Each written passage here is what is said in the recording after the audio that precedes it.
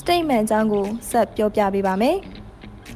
စိတ်ဝင်စားလို့ဘောလုံးကောက်ဖွင့်မယ်ဆိုရင် Senior အကာရဲ့ Viber Telegram နံပါတ်399489393844ကိုယခုပဲဆက်သွယ်လိုက်ပါရှင်။ statement မှာ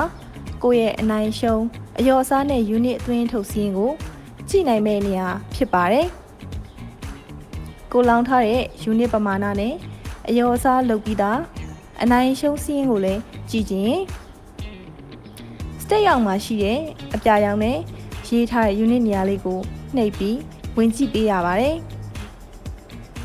အခုဝိုင်းပြထားတာကတော့ကိုလောင်းထားတဲ့ပွဲစဉ်တွေ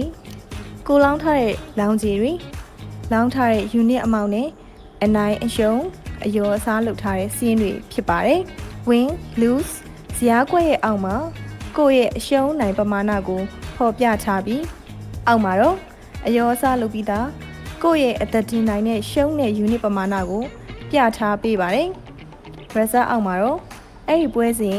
အနိုင်ရှုံးရလဒ်တွေကိုပြသထားမှာပါ။စိတ်ဝင်စားလို့ဘောလုံးကောက်ဖွင့်မယ်ဆိုရင် Senior အကာရဲ့ Viber Telegram နံပါတ်399489393844ကိုယခုပဲဆက်သွယ်လိုက်ပါရှင်။